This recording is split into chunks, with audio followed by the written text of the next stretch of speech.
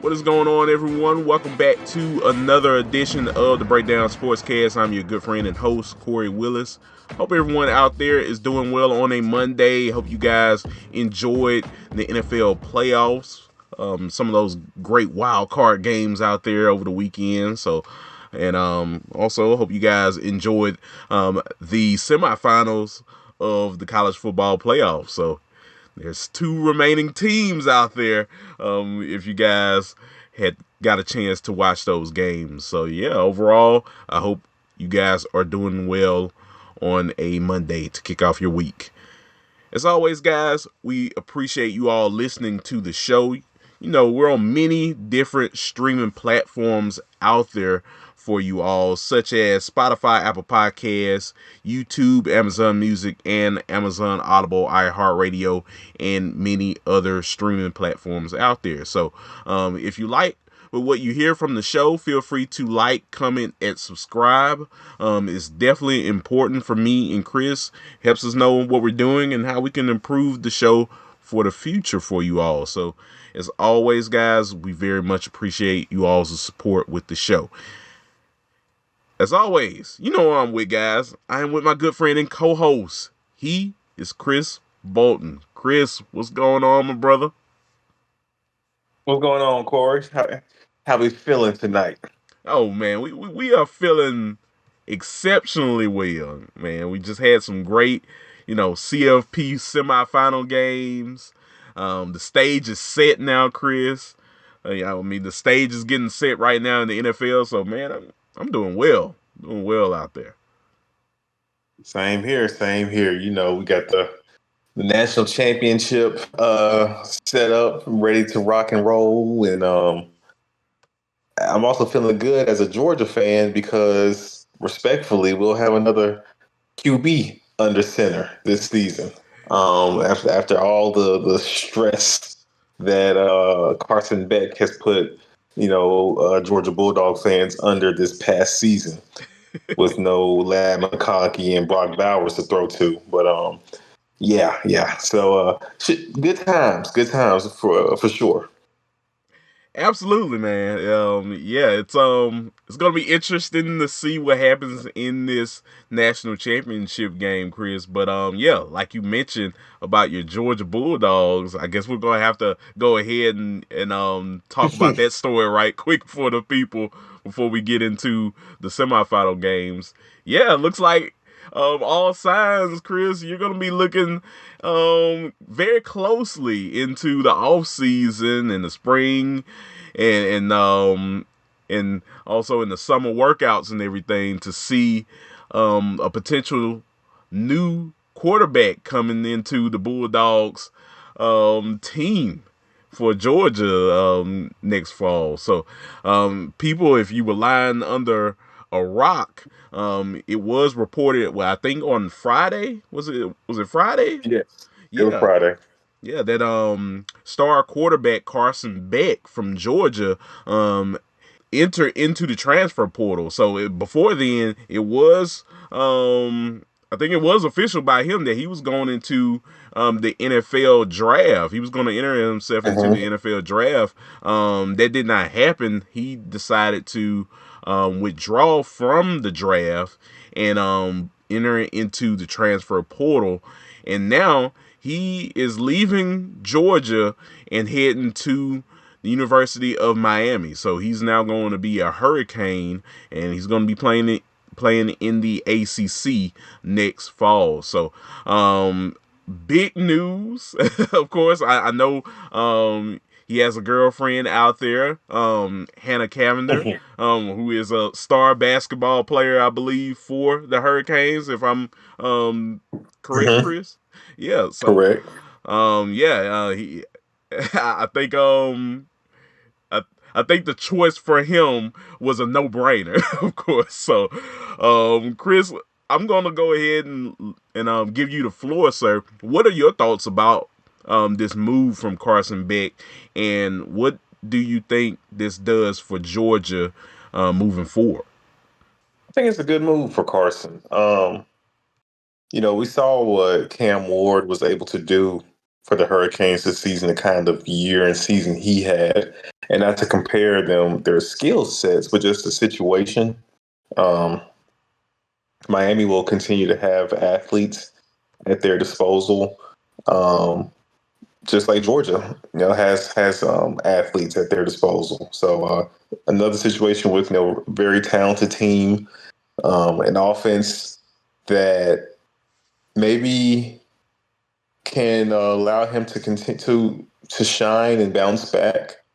Cam Ward was already a very talented player in his own right before entering Miami, and then he had a breakout season that put his name on the map nationally and allowed his draft stock to rise to the point where it's discussed that he could potentially be the first quarterback taken off the board in April. So I think it's a good situation for Carson Beck football wise. Maybe he can bounce back, have a better year, put up some good stats, some good numbers, and still be in the mix to win. Miami is still a place that was right on the cusp of being a playoff team, and to bring in another veteran QB, maybe he can be a QB who's won before, who has a championship pedigree. I think can potentially maybe take this team over the top. As much as we have, I've joked about myself as a Georgia fan that there's a lot of people that are Georgia fans that like seeing that Carson is leaving and that we're moving on to something else, someone else. I would be remiss if I acted like he was just, a scrub, a bum. Like, Carson Beck is a good quarterback.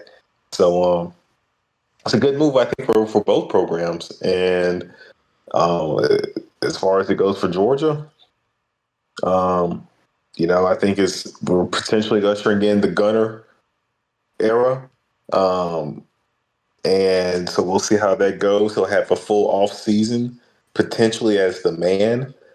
So we'll see what leaps he can make this off season.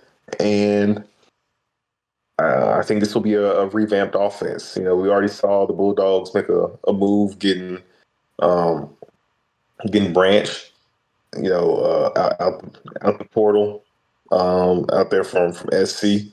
I think we'll see some more moves happen. I think we're not done seeing this Georgia wide receiving room be molded and built. There will be more guys hitting the portal. I think there'll be some more weapons added to this team, and I think it'll all come together and work out for both teams in the long run, Kory.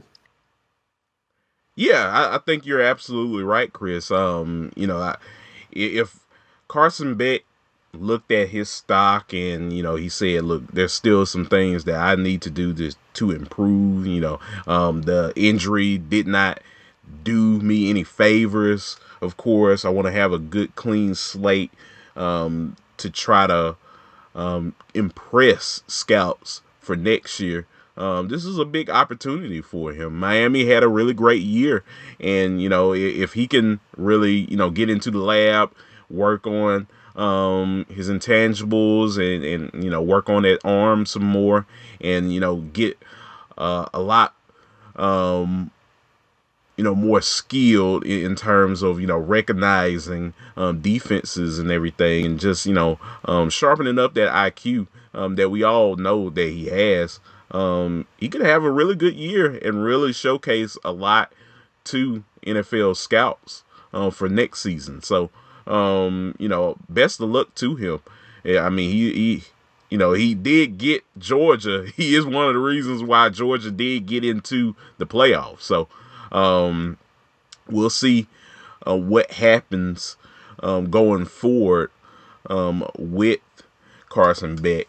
But yeah, I think for Georgia's case, this is the official Gunner Stockton era. It all seems going forward. So we'll see what happens with Gunner Stockton and see how he progresses over the offseason. I think one of the biggest things from what we saw in that Notre Dame game is that he didn't look as sharp, mainly because he didn't have really a ton of reps. He was not QB1 before Carson got injured. So he was going into a very tough situation already, on top of Georgia not being as skilled in years past. So, overall, Chris, I think you're absolutely right. Hats off to Carson Beck. Like I said, it's a new lease on life for him, a fresh start for him to work on his game. And for Gunnar Stockton, it's the same for him at Georgia. It's a new lease on life for him to work on his game and also get some guys into that system. And I know Kirby Smart is working hard in getting a lot of new talent into that locker room. So, it's going to be interesting to see how both of these quarterbacks fare in next season. And I can't wait for us to talk about it for sure. It should be fun. Oh yeah, it definitely will be. I expect Miami to be a factor in the fourth in the ACC again, and so it feels like Miami's low key like Kentucky South in a sense of it was like 3 seasons, well, 4 seasons straight. Kentucky's quarterback problems were quote unquote solved by getting their starting guy out the portal. From Will Levis to Devin Leary, and then you had most recently, I believe he just retired from football, if I'm not mistaken, Brock Vandegrift. Yes, So he did. So yeah, no, but now Miami kind of taking that route, going from Cam Ward. Now you're going to put in the Carson Beck. We'll see, going forward after that, how the QB room looks. But it's a good move for both teams. For both teams, and I think we'll potentially we might end up seeing these teams play each other in the postseason. I mean, it wouldn't shock me if both teams made the playoffs. No, it wouldn't. I mean, we've already gotten a taste of what the playoffs look like when they're all set, Chris. How interesting would it be if the stage is set next year and we look up and both of these teams, both Miami and Georgia, are officially in the playoffs with an opportunity to play against each other? Talk about that story.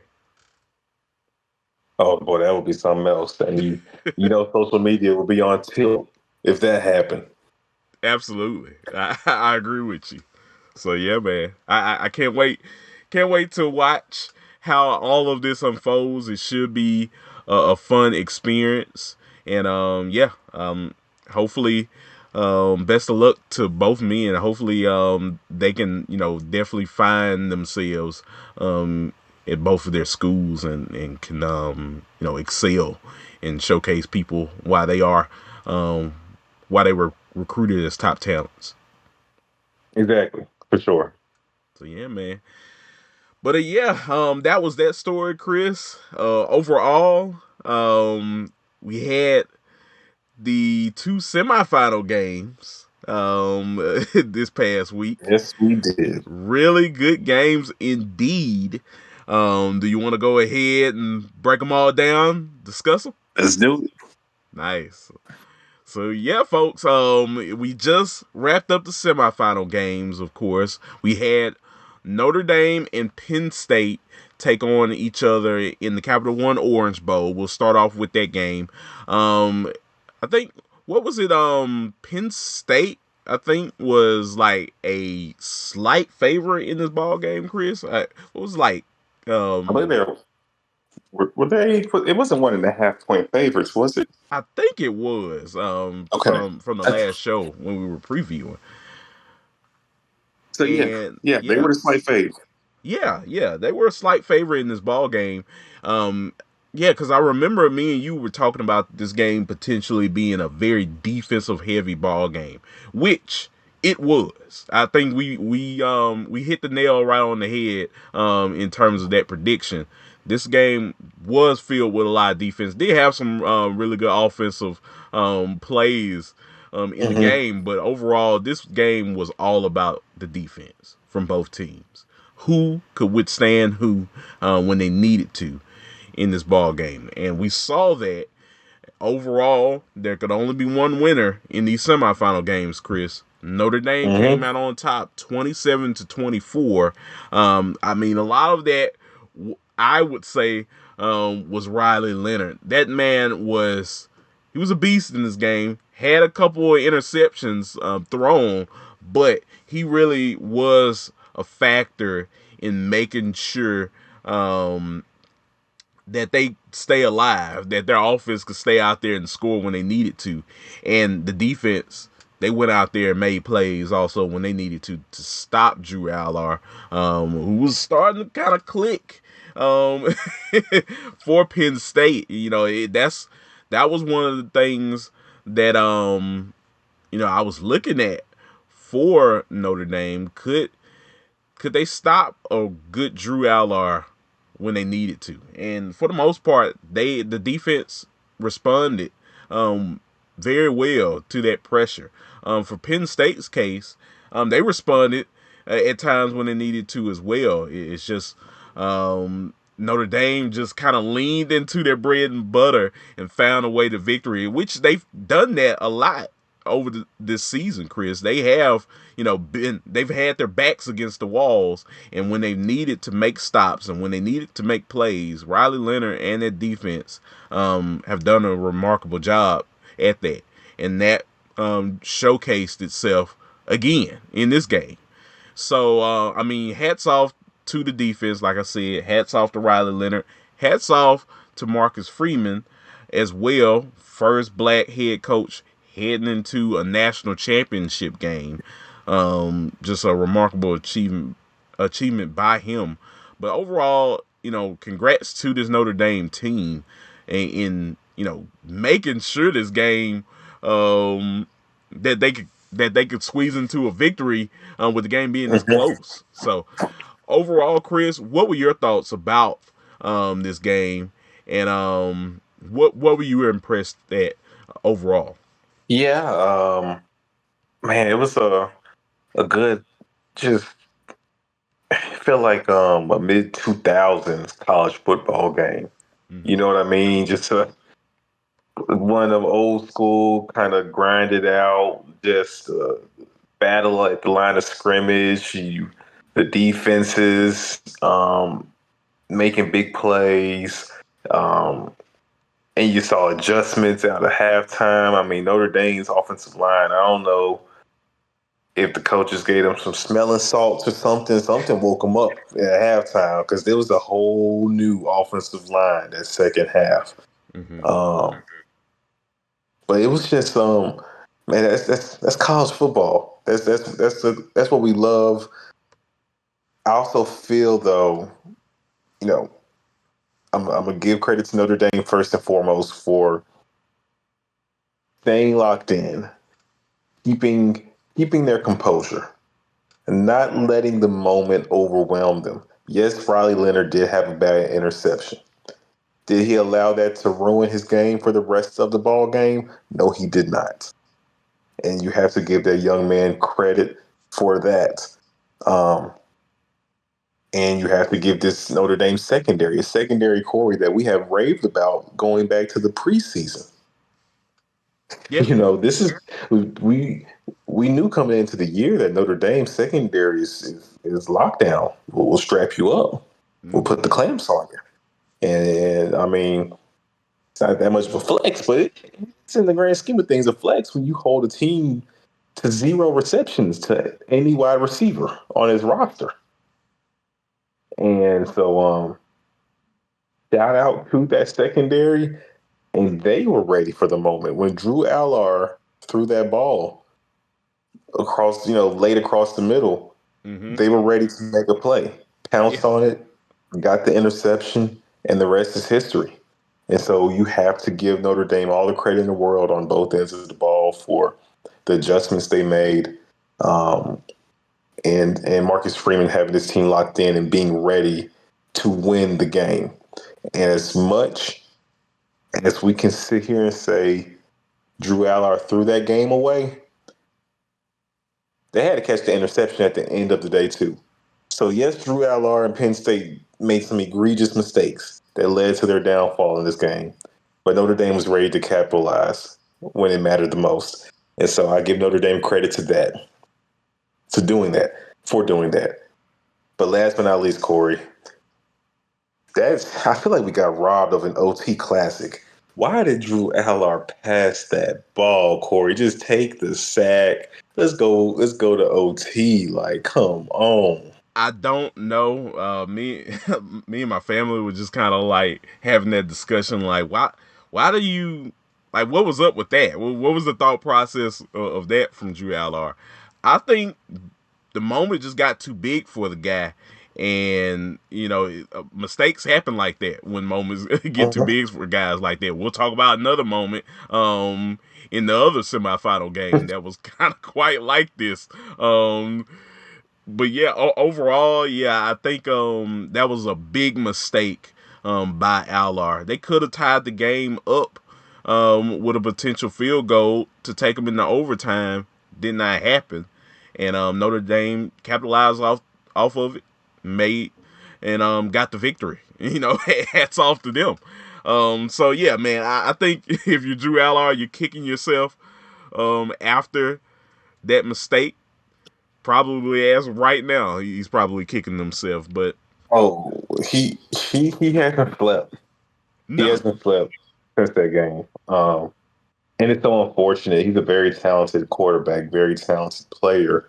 yeah, But that's one of the mistakes, man. Like, I almost wish he was going pro. Like, how do you come back on campus? Like, how do you redeem yourself? I don't think Penn State is getting back to the same point next season. no, They are losing a lot of guys, especially mm-hmm. on that defense, to the NFL. Yep. Um, and People are getting better. They're going to get this was a better than weaker you. season. This was a weaker college football.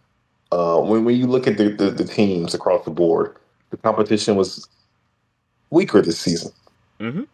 and teams will be much better next season. Georgia will be a better Georgia. Tennessee, I know they got whooped by Ohio State, but truthfully, that team was a season ahead of schedule. Yeah, and they lost. I mean, pretty much what me and you were having these conversations all season. Like Tennessee, they were way on schedule and dropping the ball like the way they did this season. Yeah, I don't see how you can have a better season next year. We'll see. We'll see what Josh Heupel does. South Carolina was ahead of schedule. Yeah. They will. I think South Carolina is going to be better next season. Um, Michigan will bounce back. They won't be a team that just gets that goes win 7 games in the Big Ten. Will be a 7-win team in the Big Ten next season. They won't. They will be much better. No. Oregon will be on a mission. I mean, the list goes on and on. Miami, we spoke about Florida State. I mean, I know they were terrible, but I would anticipate that Florida State will be a much better team next season. So you got to take advantage of your moments, of your opportunity, and I think Penn State, they let this one go, man. And Bo is in the portal. Look, I'm not trying to. I don't want to be that guy, but boy, I would love to see State College do a poll right now on who they would rather have as their quarterback heading into the 2025 season. Drew Allard or Bro Pribula, because Bo looks to be one of those guys too, man. I think he's going to be big time wherever he's playing at next season, and man, it just sucks. It really sucks because I personally don't know how you kind of redeem yourself after making a mistake like that. And I know it's just a game, but there's a lot of money put into this, and these guys really take these moments to heart. And so it's really tough to see a great game come to an end off a mistake like that, and it's so early in somebody's football career too. No, you're right, man. It's tough. I know the guys feeling it. For real, Chris. Yeah, it's just a tough way to lose a ball game, and yeah, it's gonna be it's gonna be interesting to see what happens next season. Of course, you're not gonna have the same talent that you had around there this season. So I'm sure a guy like Tyler Warren, um, he's good. He's as good as gone. So you know, Mm-hmm. Mm-hmm. uh, I know a lot of NFL teams out there are wanting a guy like him. Uh, yeah, I mean that's a testament to what he did this year on the field. So yeah, you gotta go back, you gotta rebuild yourself. James Franklin knows that. Well, I think I saw a stat where what they say he was like 1-20 in like big like top 25 matchups or something like that. It was something like ridiculous number, but yeah, it's just another year overall of James Franklin not getting the job done. And Yeah. I mean, it sucks. It sucks if you're a Penn State fan, but I guess that's what you sign up for every year, huh? Yeah. It is. It is, man. Mm, James Franklin experience. Right when, right when I was ready to trust Penn State, boy, they got me again, Kory. Just They if I pick Penn State, you might as well just fade me. Just take the other team because I'm if I when I sip the Kool-Aid, things don't work out for Penn State fans. they love it. They love boxing you in a corner, Chris. Just when you put a little shred of hope for Penn State, they always ruin it. They It's just what do, they they do. do. Lesson learned. Lesson learned. So yeah, definitely won't have too much faith in them. I mean, they'll still be a good team, but this was definitely the year. This was the window. Yeah, Um, but shout out to man, shout out to Notre Dame. You know, Marcus Freeman, boy, you doing it. yeah, You're earning yourself a lot of money this season. They knocked off Kirby Smart. Now you add Penn State and James Franklin to the list, and an opportunity to beat. And that's what we'll talk about here shortly. Ryan Day and Ohio State, hmm and bring back a national championship to South Bend and what's been ages. yes. Well, they're gonna mess around and erect a statue of that man if he beats Ohio State. Oh man, yeah, it's gonna be an interesting ball game. I mean, look, we saw the game that they had the year prior. That was a big game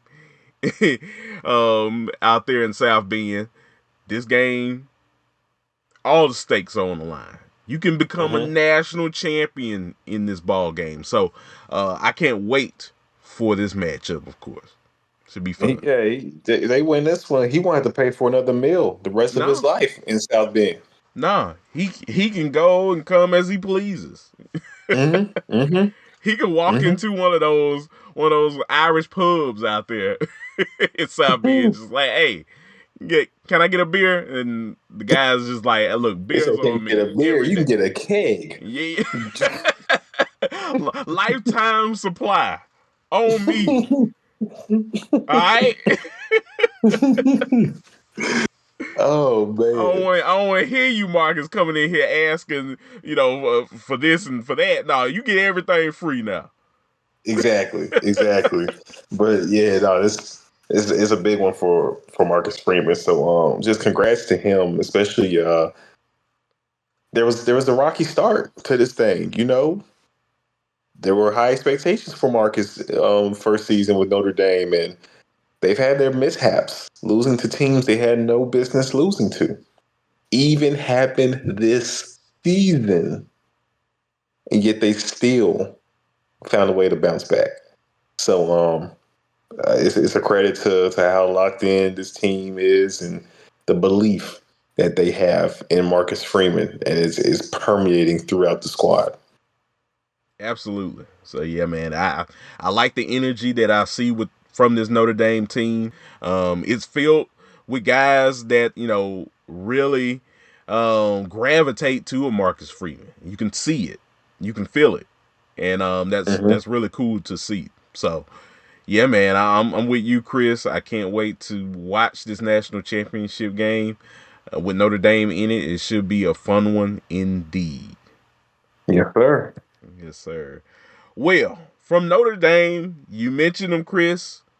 Ohio State. Ohio State is now heading to the national championship to take on Notre Dame. They beat Texas 28-14 in the Goodyear Cotton Bowl Classic down there in Arlington. And this game, Chris, I was ready for Notre Dame and Penn State. I was ready for both of these semifinal games, but of course, being um, a surrogate Austin Knight, this was a game that interested me, and I wanted to see what Texas would do.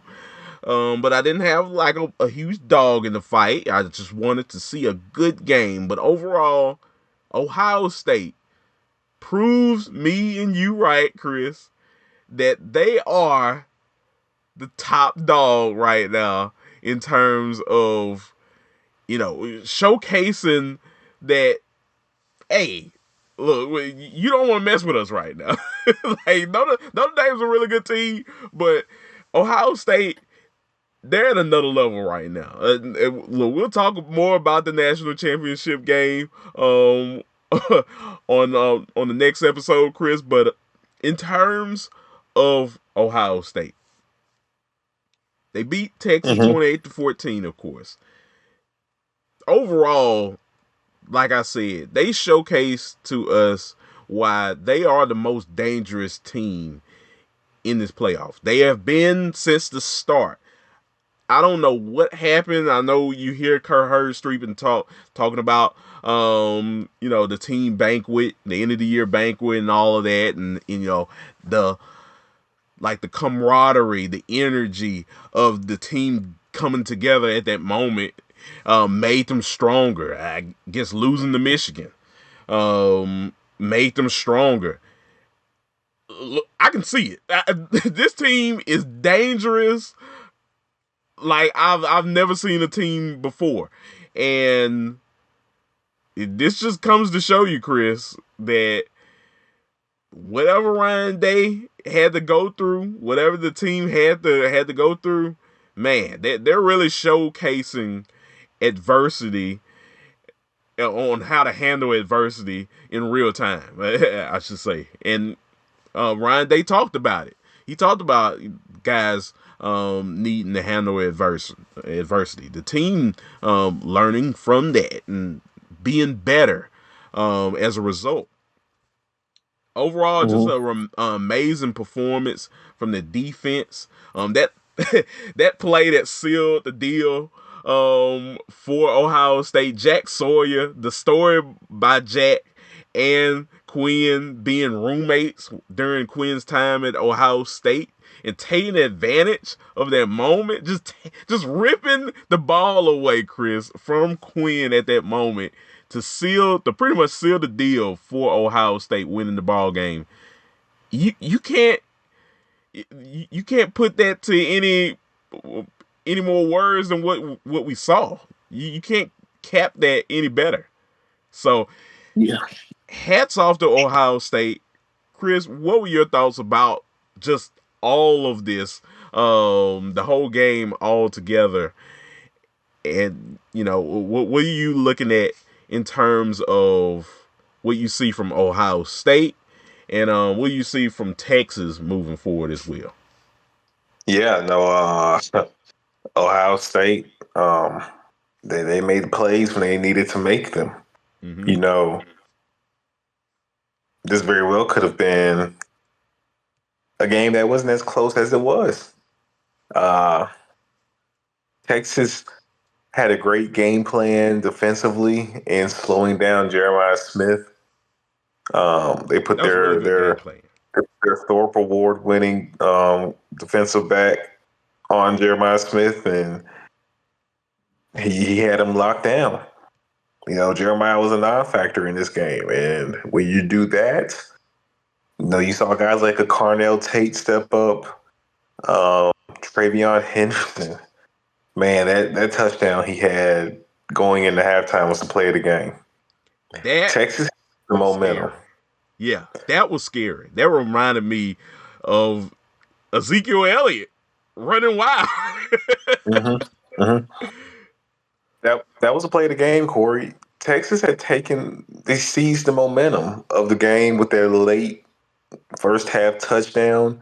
A game where Ohio State had multiple drives that stalled because of self-inflicted wounds, bad penalties, but we're moving the ball down the field, and it seemed like Ohio State was should have been up much more than what they were. And next thing you know, Texas forced to tie the ball game up, but then Henderson halfback screen takes it to the house. I mean, that changed the game, and then Texas still found a way to keep its composure in the second half and still make this a close game. But Ohio State made the necessary plays, and when I look at Texas, you know what I'm going to say, Kory? All season long, Texas found ways to win, but very rarely was it because of Quinn Ewers. And I know Arch did get knocked plumb silly in this game when he had the ball and ran with it and had the near fumble because of the hit he took. But I just wonder, and we'll see how Texas looks next season when Arch is the starting quarterback for this team. If we're going to look back and wonder what could have been if he was the guy all along this season, because Quinn didn't do much to elevate this team. And as the veteran 5-star prospect quarterback, the guy who was transferred in after one season at Ohio State and was always looked at as going to be the guy and the one that will lead this team. And he's been the quarterback, but I don't think he lived up to the hype of being the guy who transferred to Texas to be the guy that Longhorn fans were expecting. And I think there was part of me feels like Arch could have elevated this team. I think the same games you won, you would have won with Arch Manning as quarterback. But the games you lost, there's a real possibility that you would not have lost them if Arch was the guy. And I think that's my biggest takeaway for this Texas team this season. And we'll see how they look next year. But in a year where, like we talked about, the competition level, you didn't have as many dominant teams. I think Texas could have risen to the occasion and been like an Ohio State and would have been peaking if they would have rocked with an Arch Manning early in the season and went through the little lumps and went through some ugly wins to get to this point to where maybe Arch could have been flourishing at the end of the season. We'll never know. But that's just kind of my feeling based off of how this team has played and how Quinn Ewers win, lose, or draw, how he's looked as the quarterback for the Longhorns. No, Chris, you put it very well said by you. I mean, you put it together very well in terms of what Texas's season has been like all year. It's been like, I guess you could say, the first half of the season filled with wins that were made up by both Quinn Ewers and Arch Manning. More so Arch Manning because Quinn had got that injury, and it seemed like for the rest of the season, up until the playoffs, he was never fully 100% like a lot of the Texas faithful thought he would be. And, not just health wise, just in game wise. Like, was he all in the game? Or, some people can say that the injury could have affected both. His ability to analyze the field and just, him worried about his health. I mean, that's it's a thing where you could definitely see, and you kind of definitely relate and understand to a point why he would be worried about getting injured again and being a detriment to his team. But it seemed like the guy had to deal with a lot of all of that at once, and he could never really get right when the lights were very bright. So and that sucks. That sucks if you're a Texas fan and you had to watch that, and it sucks most importantly if you're Quinn Ewers out there. You don't want to lose the game. You're trying to really win all of these games.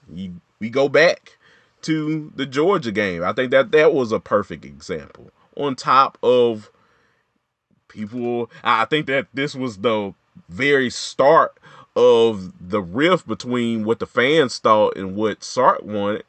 What he wanted from the team when he took Quinn out mid-game and put Arch Manning in.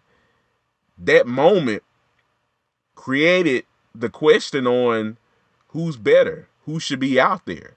Is it Quinn, a guy who's had years of experience over in Arch Manning, that's really good in his own right, but he does come with the pressure of having that last name. Do you go with Quinn? Do you go with Arch Manning? I think overall that came a big distraction for Texas throughout the rest of the season, and this game was just kind of a culmination of just the distraction that it was. And it did hold some truth to it, that when the lights are really bright, Quinn struggles a bit at times. It's not to say that Quinn is a terrible quarterback. There's a reason this guy was one of the top quarterbacks in his draft class, along with Cade Klubnik.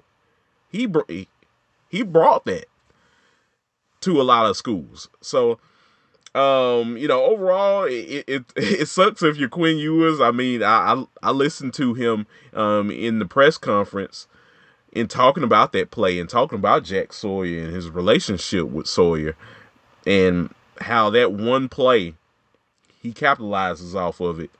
And he's watching his friend celebrate with his team going to a natty, and Quinn has to go home with nothing. That sucks. You put in all that hard work, and you saw it. They fought hard, like you said earlier, Chris. They fought hard in this game, folks. But if you're Quinn, that moment right there, that's almost like looking at Seattle about to win 2 straight Super Bowls, about to become a franchise organization, first class, like the Patriots and all of these other great teams. And instead of running Marshawn Lynch, you throw the ball, and out comes Malcolm Butler. Yeah. It's it's tough. I mean, in the biggest moments in the playoff, you didn't get the Quinn that you needed. You needed a touchdown last season with the game on the line against Washington, and the ball kind of sails on you. And I'm sure all summer Quinn is probably telling himself, "I throw a bullet pass right there instead of the lob, the fade. It's a touchdown against Washington, and you beat the Huskies. And now it's you playing for the national championship instead of Washington, and Washington goes on to lose to Michigan. But you never know what happens if it's Michigan and Texas. So and in this year, it's not his fault.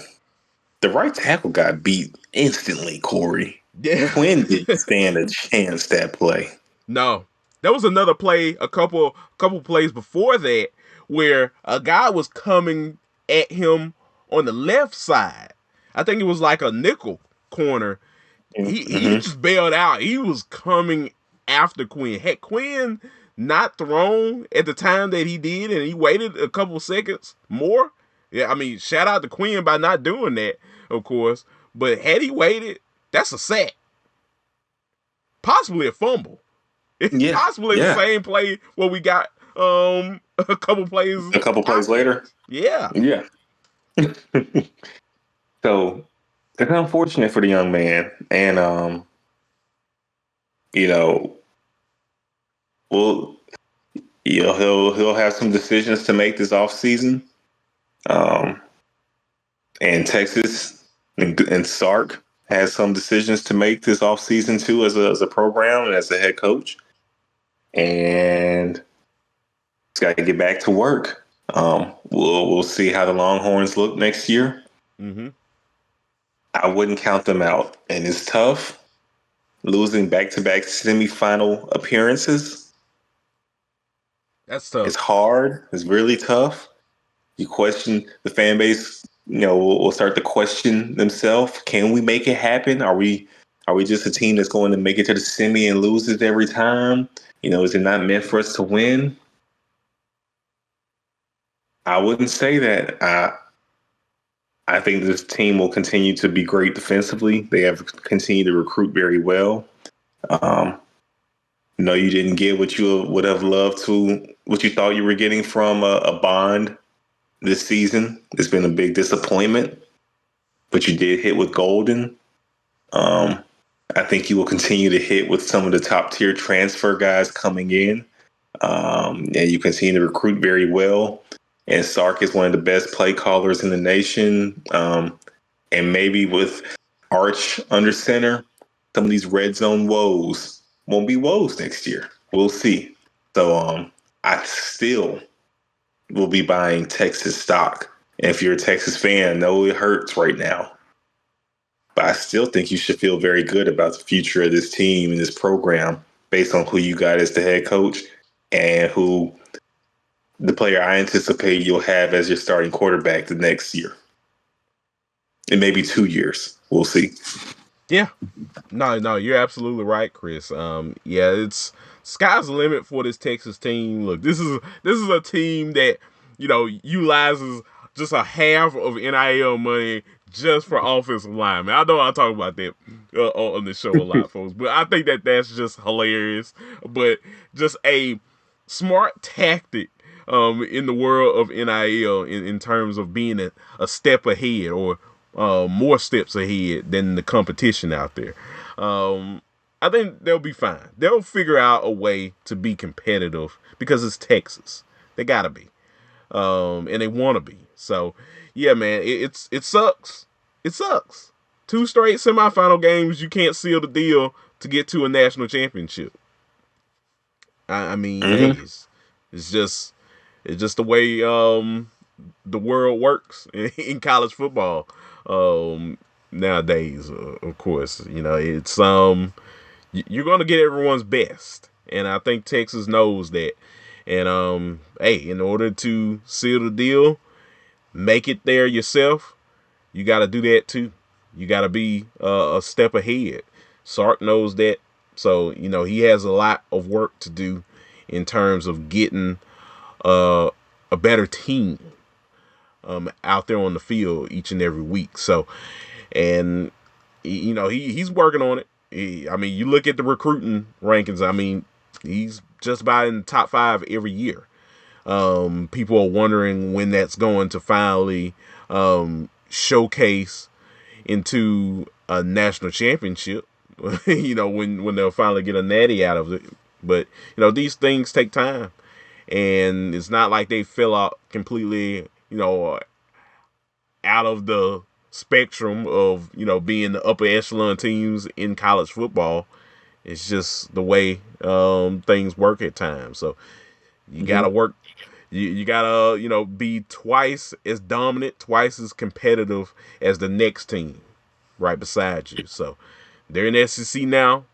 You're gonna get everyone's best game each and every week. So you gotta be, you gotta have all hands on deck in order to make it back to to where you want to be at. So I hope I said that about as well as possible. No, for sure, for sure. So, yeah, Texas will be fine. Ohio State moves on to play Notre Dame, and I think the Buckeyes are in prime position to, you know, lift the monkey off their back, and Ryan Day can finally get some good rest at night during the spring months, Mm-hmm. and maybe those bags that he currently has under his eyes might not be there no more after a few months with a win in the national championship. So Ohio State, that's the worst, quote unquote, that's the worst game they played of recently, and they won and beat a very talented Texas team. Mm-hmm. So I know Notre Dame, the luck of the Fighting Irish has been prevailing, but I think that luck might be running out here shortly. We'll see. We'll see. We'll see. I mean, they got a tall task to deal with. They're not playing Penn State. They're not playing Georgia. They are playing the Ohio State Buckeyes, and it's going to be interesting to see what they do to stop a Jeremiah Smith. And if they can't stop Jeremiah Smith, good luck. Mm-hmm. Good luck. Mm-hmm. Good luck trying to win. I mean, look, every everybody on that team was clicking. I mean, you talked about Tate. He was out there. Mecca Ibuka, showcasing his skills out there. Jeremiah Smith, in his own right, great player. The defense, Jack Sawyer and company, playing out of their minds. Travion Henderson and Quinshon Judkins, a great 1-2 punch in college football, seems to be more unstoppable by each game I've seen them. Mm-hmm. Are you Mm-hmm. prepared to take care of your business, Notre Dame? You've gotten this far. All I can say is this team is not the same team that you played a year ago in South Bend that you could have beat. Can you Yeah. beat this team? Because they're about to bring a lot to the table. That's the question that will be answered here soon. I'm ready. I'm ready. Yes, sir. Yes, sir. But yeah, Chris, just great games by all four of these teams. You're just a great. I think they got it. I think the playoffs got it right in terms of getting these four teams in here, and they really showcased their skills, and we got great semifinal games out of both of them for sure. So one thing before we go, Chris, I think we need to give out some awards. Chief of the Week semifinal edition. I'm going to leave Mm-hmm. the floor to you, sir. Who are your Chiefs of the Week for both of these semifinal games? Okay. So we're going for both games. Mm-hmm. Gotta Let's pick a start player off from with each one. okay. We're gonna pick a player from each one. We're gonna slide over to Notre Dame, Penn State. It wasn't pretty, but I'm gonna go with Jaden Greathouse, wide receiver for Notre Dame. Made some huge plays. Had a 54-yard reception, 7 catches, 105 yards, and a touchdown. Provided that jolt that I didn't know where we would get it from with this Notre Dame offense, especially in the passing game. He was that guy. And so without him, Notre Dame doesn't win this game. So he's going to be my chief of the week in that matchup. And then for Ohio State and Texas, going Jack Sawyer. The game clinching strip Back fumble recovery for a touchdown, icing the game, and sealing the deal for Ohio State making the playoff. And I actually would do a dual honors, him and Trevion Henderson. Because if that touchdown does not happen before half, could be a different game, Kory. It Yeah, could be. very different game. So those two gentlemen, huge dynamic plays. And that's why you bring in those guys. That's why they were highly recruited, both of them, Travion and Jack, top talents in their recruiting classes. So credit to them for panning out and becoming, being the big impact players that we anticipated them being and having these moments in the playoff. Absolutely, absolutely. Yeah, man. Hats off to all of those guys. I think they are definitely worthy of being chief of the week here on BDS. For me, Chris, my Chiefs of the week. I'll start off with Notre Dame. I'm going to hand Riley Leonard, quarterback from Notre Dame, Chief of the Week from the Orange Bowl. I think overall, yeah, he threw 2 interceptions. He probably wishes he could have those back. But I'm looking more into Riley's leadership. And I've talked about this. Me and you have talked about this a lot of times on the show, Chris, about Riley's leadership. This guy is just a natural born leader. We've seen him play at Duke when he was at Duke and leading that team into having a pretty decent season. He then heads to Notre Dame. He showcased that leadership and the toughness. Riley's tough, so I gotta gotta give my hats off to Riley just because not a lot of quarterbacks can do that, and he really showcased it in this game. He threw for a touchdown. And he also ran for one as well. And he also managed the game very well. Also, I mean, Riley usually does that anyway. So I gotta give credit where credit is due. Riley Leonard is a baller, and yeah, he's one of the reasons why Notre Dame is in the national championship. So hats off to him. On the other side, for the Cotton Bowl, my chief of the week has to go to, yes, Jack Sawyer. That strip fumble recovery for a touchdown to seal the deal. you take away a moment from your former teammate and roommate also in Quinn Ewers. You can't draw it up more than any better than that. Mm-hmm. And yeah, I mean, he is one of the reasons, if not the reason, why Ohio State is heading to the national championship to take on Notre Dame. So just a great performance by him. He's also a leader as well. He also holds that trait that I mentioned about Riley Leonard. A guy like Ryan Day can attest to that. He's seen Jack Sawyer, from day one in that locker room grow up before our eyes.